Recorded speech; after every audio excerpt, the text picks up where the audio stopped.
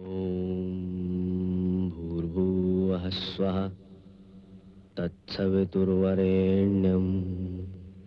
भर्गो देवस्य धीमहि धियो यो नः प्रचोदयात्। सुख आणिक दुःख यांना सांधते आहे, जीवनाशी ती कधीची भांडते आहे।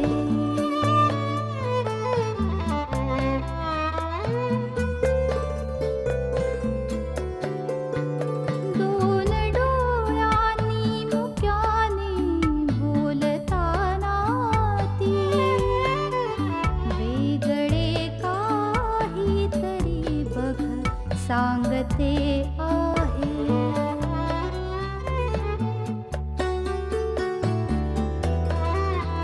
जीवनाचे एक गाणे गात जाताना वेगळीशी चाल त्याची बांधते आहे। जीवनासाठी जणू ही अकस्मिता, सुखाणिक दुःख वेडी अवंतिका।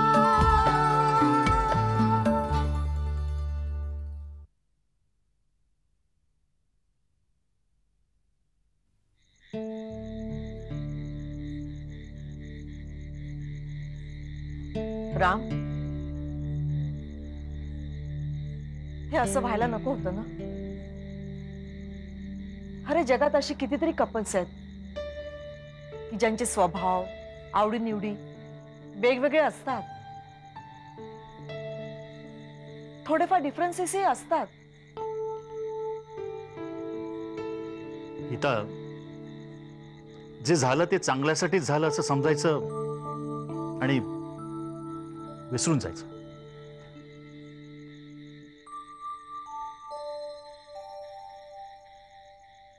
राम, हे तुम्ही बोलताय?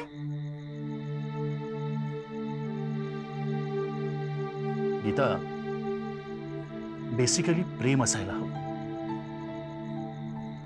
प्रेम असलं की वाटेल ते ऍडजस्टमेंट्स करता येतात, अगदी भांडणं झाली तरी विसरता येतात। निधीचं अनिशवर प्रेम असलं तरी अनिशचं निधीवर प्रेम नव्हतं। त्याच्या मनात होती ती तिच्याबद्दलची सिंपती। त्याने खूप प्रयत्न केला, आपणही खूप प्रयत्न केला, पण त्याचा काहीच उपयोग झाला नाही। अनिश का क्या? राम, मैं अपने आप को कभी माफ नहीं कर सकूंगी, मेरी वजह से। गीता, हे बघ, तू स्वतःला ब्लेम करणं बंद कर। अनिशने अवंतिकाला मनातनं काढून टाकायला नको का? हे बघ, निधीने स्वतःला बदलण्याचा खूप प्रयत्न केला। सुरुवातीला ती चुकली असेल, पण आता चुकतंय ते अनिशचं। अवंतिकाच्या नुसत्या आठवणींवर तो आयुष्य तर जगू शकणार नाही ना। वो अवंतिका वहां पे खुश है और मेरा बेटा। Gita, no no.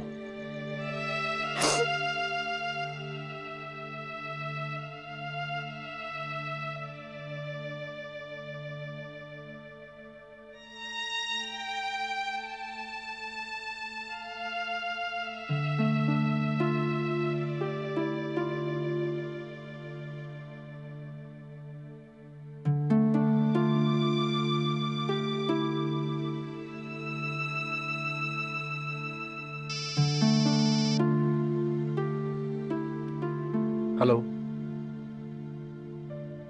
थँक्स। कशाबद्दल? डिवोर्स पेपर्सवरती साईन केल्याबद्दल। नाही, ते तर तू करणारच होतास रे, कारण तुला तेच हवं होतं। निधी, You just wanted to get rid of me, है ना?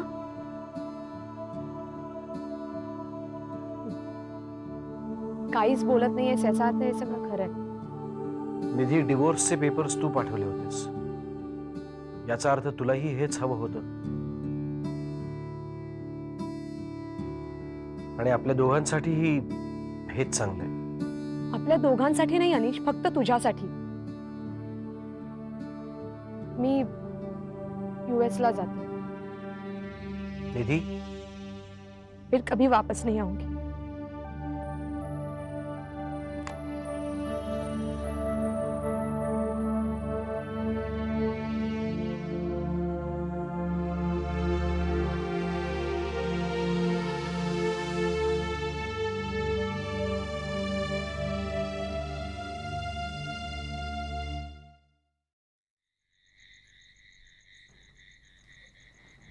अरे निखिल, तिकडे असं निवांत बसायला वेळ मिळायचा का तुला? नाही रे, आय टेल यू, हे सगळं मी खूप मिस करायचो तिकडे. रिअली ना. या, कॉफी. थँक्यू. हे तू काय घरात कॉफीच्या बिया वगैरे रुजवल्या नाहीयेस ना? म्हणजे काय, तर पुढच्या वेळी जेव्हा तू येशील ना तेव्हा इथं सगळे चहाचे मळे दिसतील. इथं पायरीवर, खांबावर सगळी सगळी चहाचीच रोपं. Excuse me. हॅलो, हा बोला बोला बोला. अहो तुम्ही काही काळजी करू नका. अहो तुमचा घटस्फोट नक्की होणार. हो, अगदी खात्रीनं. 2 महिन्यात तुम्ही दुसरं लग्न सुद्धा कराल. हो, काही काळजी करू नका तुम्ही. हा, आपण उद्या भेटूया. अच्छा, ओके, बाय. काय रे, हे भज्जी लोक जसं रोज सकाळ संध्याकाळ पूजा करतात तसं काय घटस्फोट करून देतोस की काय तू? हा, तुझा धंदा बरा चाललेला दिसतोय. मस्त. मला हे अजिबात आवडत नाही. दुसऱ्यांचे संसार मोडायचे. अगं ते आधीच मोडलेले असतात. बरेच नवरा बायको आपले संसार नाही लाजाने उडत असतात आणि त्यांना आपलं रिलेशन स्वतः तोडता येत नाही, म्हणून ते माझ्याकडे येतात. आणि मी मग एक घाव 2 तुकडे करून टाक. तू तिकडे सुखी, ही इकडे सुख. काय? अरे निखिल, तुला तो साहिरचा शेर आठवतोय का? कोणता? वो अफसाना जिसे अंजाम तक लाना न हो मुमकिन, उसे खूबसूरत मोड देकर छोड़ना अच्छा. वाह, क्या बात आहे. काय हे इतक्या गंभीर विषयात तुम्हाला थट्टा सुचते कशी रे? निखिल, ऍज अ सायकॅट्रिस्ट तुझं काय मत आहे? पूर्व, काय असतं, बऱ्याच वेळा नवरा बायकोत जे गिव्ह अँड टेक अगदी सहजपणे व्हायला पाहिजे ना, ते होतच नाही. तिकडे असताना बरेच पेशंट्स पाहिले मी, खूप रिलेशनशिप्स ब्रेक होताना पाहिल्या. म्हणजे बघ, प्रेम जमतं, घाईघाईनं लग्नही करतात लोक, आणि मग वन फाईन मॉर्निंग कळतं की निवड चुकली. We are not made for each other. पण मी असं ऐकलंय की ह्याला जबाबदार बरेचदा पुरुषच असतात ना. हॅलो, नाही निखिलला विचार, बायका पण काय कमी नसतात का रे? हे बरोबर आहे तुझं की बायका कमी नसतात अमोल, पण बऱ्याच वेळा पुरुषच. ऐकलंस? काय दादा, तुमचं काय मत आहे? मला काही तसा अनुभव नाही रे बाबा. म्हणजे दुर्दैवाने अजून माझ्यावरती वेळ आलेली नाहीये. तुझ्या आईला विचार ना. अरे हर्स वर्डिक्ट इज फायनल. मग दिस केस इज डिसमिस्ड. आता केस चालवायची ती निखिलच्या लग्नाची. आई शांतपणे कॉफी पिऊ दे ना प्लीज. आई, लग्न ही एक आयुष्यभर चालणारी केस है, जहाँ सिर्फ तारीख पे तारीख पड़ती रहती है. एक गलती की सजा उम्र कैद. ऍब्सोल्युटली. हे अमोल, तू काय सुरू करू नकोस, नाहीतर हा पुन्हा. Don't worry, I am serious. आई, मी तुला सांगितलं ना की this time I made up my mind, मी लग्न करणार आहे. Okay, don't worry. हा, त्या स्वप्नाला फोन केला होतास का? केला होता. आता ती सांगलीला गेलीये, उद्या येणार आहे. हो, ती तिच्या चुलत बहिणीच्या लग्नाला गेली आहे. ती किती शांत आहे ना, काहीच बोलत नाही. सुटलाच रे बाबा तू, नाहीतर आमचे. आता तुझी एंगेजमेंट होईल ना, तेव्हा मी सुटकेचा निश्वास टाकेन. ए, आई, तू एंगेजमेंट करता काय समारंभ वगैरे करणार नाहीयेस ना? नाही रे बाबा, फक्त आपण स्वप्नाकडचे आणि शोभनाकडची सगळी. 4 वर्षात मी कोणाला भेटलोच नाहीये रे. सौरभ, अभि दोघांची लग्न झाली ना? हे आई, मावशीला घरंदाज वगैरे सुद्धा मिळाले असतील आता. शी मस्ट बी व्हेरी हॅपी. हा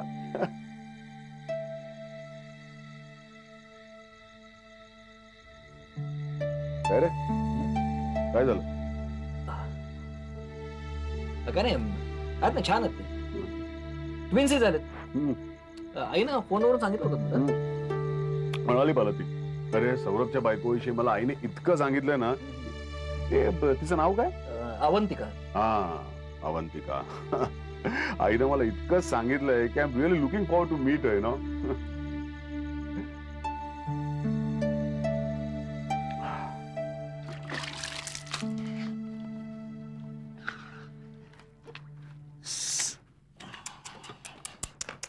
मिलिंद, हो. काय हो सुट्टीच्या दिवशी तुम्ही कामं काढलेत? गाडी कसली धुता आता तुम्ही? अरे संध्याकाळी फिरायला जायचंय, मस्त पैकी गाडी चकाचक करून फिरायला जाऊया.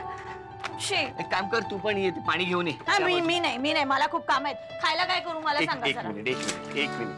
काय करू नाही, जरा खायला? बस, तुझ्याशी बोलायचंच आहे. आता बसले तर खायला कोण करणार? नाही, तूच करणार. काय करू? मला सांग, हे खाणं शुभम या व्यतिरिक्त दुसरं तुला काही सुचतच नाही का? अय्यो, किती काम असतात मला घरात. काय करतेस? अरे सकाळी उठून नाश्ता करते, मग तुमचा डबा, त्याच्यानंतर दिवसभरची कामं, शुभमला अंघोळ, त्याचं खाणं. काय कमी काम? काय तुम्ही असं बोलता? तुम्हाला दिसत नाही का मी किती? वेडी, जरा स्वतःकडे लक्ष दे. हा, घरचीच कामं करत बसणार आहेस का? अगं एवढं शिक्षण घेतलंयस, काय उपयोग आहे त्याचा? मला सांग, तू एक कथा लिहिली होतीस, ती पाठवलीस का मासिकासाठी? कसलं काय, ते आप्पा रागवले, मग माझा एकदम मूड ऑफ झाला. खरं तर माझ्या डोक्यातनच निघून गेलं ते. आणि असे 100 लेखक आहेत, कुठे कोण मला दाद देणार आहे तिकडे? उर्मिला, तुला मी किती वेळा सांगितलंय निगेटिव्ह विचार करू नकोस. अरे नामवंत लेखकांचे सुद्धा अशा 100 लेख जेव्हा पाठवले जातात ना, तेव्हा कुठेतरी एखादा लेख छापून येतो. तू प्रयत्न तर कर. हे बघ, तुला सांगतो मी, आता तुला काही वाटणार नाही, पण उद्या जर का मला प्रमोशन मिळालं तर मी तुला नाही वेळ देऊ शकणार. हे बघ उर्मिला, शुभम आता शाळेत जायला लागेल, आणि शुभम एकदा का शाळेत गेला की मग हे घर तुला खायला उठणार. हे बघ, तू माझं ऐक, तू कथा लिही, तू मासिकात पाठव, आणि एकदा का तुझ्या कथा अशा प्रसिद्ध झाल्या ना की मी सुद्धा सगळ्यांना सांगेन ना की प्रथित यश लेखिका उर्मिला प्रधान यांचा मी नवरा आहे म्हणून. खरंच पाठवू मी ती गोष्ट? अरे विचार कसला करतेस, पाठव. पण काय कर, त्या गोष्टीचा शेवट काय केलास? शेवट गोड केलाय. सांगायचंच राहिलं, आज रघुचा फोन आला होता. हो. शैलेशच्या लग्नाची तारीख नक्की झाली. अरे वा. मग या गोष्टीचा शेवट नक्की गोड आहे ना?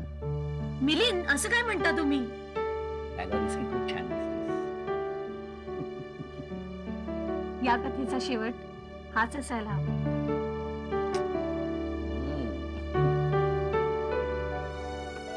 चहा घे. काय गरिमा, किती कंटाळवाणा प्रवास होता ना. शी.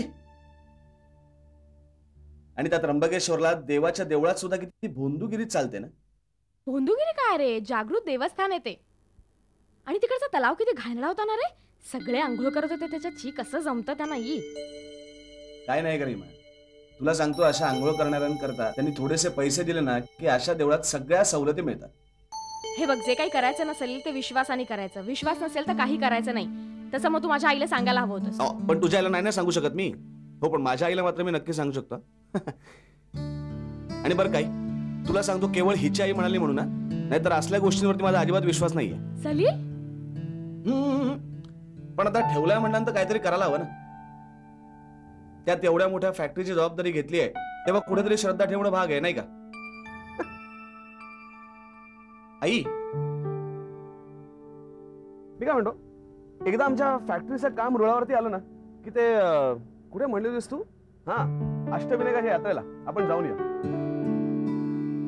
नाही, नको. तुझा विश्वास नाहीये ना. मी आणि बाबा जाऊ. अगं पण आता मी म्हणलं ना, विश्वास ठेवावा लागणार. ए रीमा, तू आईला अंगार आणि प्रसाद दिलास का? आई, मी विसरलेच. आणते. हा, नको, ठेव देवाऱ्याजवळ, नंतर घेते मी.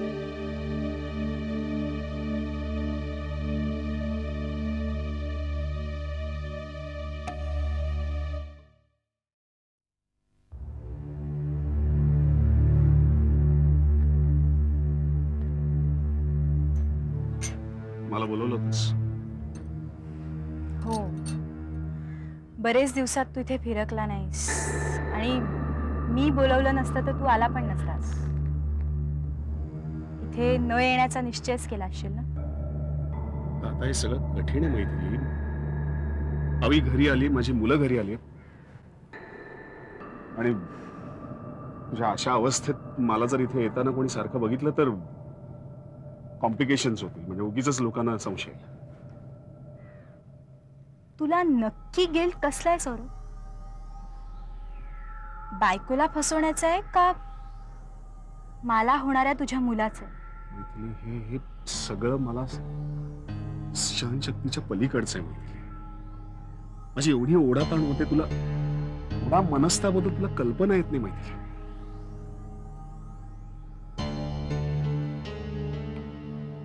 हे बघ, हे रिलेशन ठेवणं सोपं असतं पण ते टिकवणं कठीण असतं. हिम्मत असावी लागते त्यासाठी.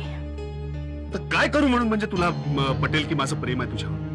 मी काय केलं नाही तुझ्यासाठी मैथिली? हा, तू का अशी माझी परीक्षा बघतेस?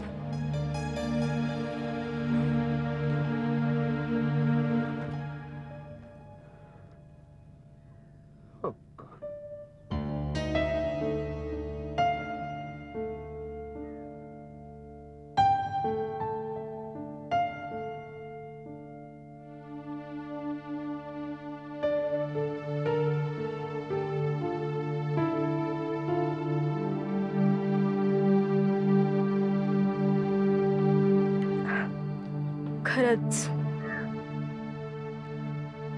अशी प्रेमाची परीक्षा कोणीच घेतली नसेल नाही.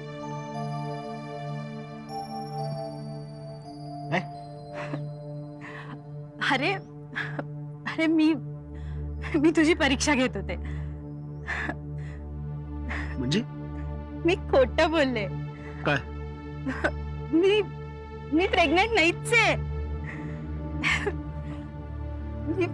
मी खरंच प्रेग्नेंट नाहीये. परत माझी मस्ती? अरे नाही, मला बघायचं होतं की तू कसा रिॲक्ट करतोस. तुझं माझ्यावर पहिल्यासारखं प्रेम आहे का? तुला अजूनही मी तितकीच आवडते का? आई मॅड, अगं तुला माहितीये का माझं काय झालंय? रात्रंदिवस मला झोप लागत नव्हती. माझी केवढी कुतरवड झाली तुला माहितीये का या सगळ्यामुळे? हा,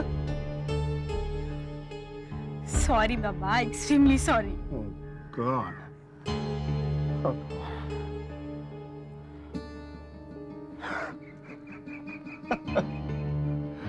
You man.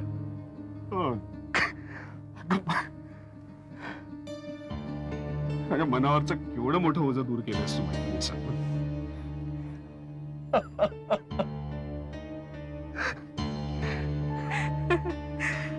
केला ना tension relief. You really mad. I'm sorry. Really sorry. असं पुन्हा तरी करू नकोस प्लीज. उगीच आपण एकमेकांना गमावून बसलो असतो.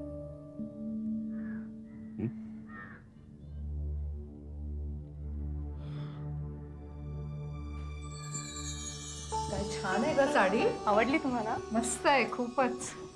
आई, या शॉपिंग साठी मी एवढी पायपीट केली आहे ना, चालून चालून दमलोय नुसतं. मग आता लग्नाचं शॉपिंग करायचं म्हणजे हिंडायला लागणारच ना, आणि चॉईस करायला लागतो. आणि माई, किती छान साड्या मिळाल्या आहेत ना. सुंदर आहे. हे रे बघू, हे बघा, ही मी शर्वरी ताईंसाठी आणली आहे. अरे वा, सुंदर आहे ग. आणि ही तुमच्यासाठी. अगं माई, शेखरदा आणि शर्वरी उद्या येणार आहेत ना नक्की? आत्ताच फोन आला होता त्यांचा. किती छान ना, सगळे येणार, सगळ्यांची भेट होणार. आई, एक काळ होता की या घरामध्ये फक्त मी आणि रघु होतो. पण आता तू आहेस, नाना आहेत, शर्वरी, शेखरदा. घर नुसतं माणसाने भरून जाणार आहे. हे सगळं तू शहाण्यासारखा वागलास ना म्हणून. नाही माई, तुम्ही मला शहाणं केलं म्हणून. आले का नवरा नवरी? सगळी कामं माझ्यावर ढकलून हे हिंडतायत. अरे मग तू लग्न कर, तू ही, तेव्हा आम्ही कामं करू काय नाना? अरे कॅटरचं काय केलंस? अरे आता आपल्या घरचंच केटरर आहे. नाना, लग्नाच्या जेवणातला घास भरवण्याचा खास पदार्थ मीच बनवणार. कुठला रे? वडापाव. तू म्हणजे ना अगदी. Definitely I will be there not on time. अरे सौरभ थांब थांब थांब.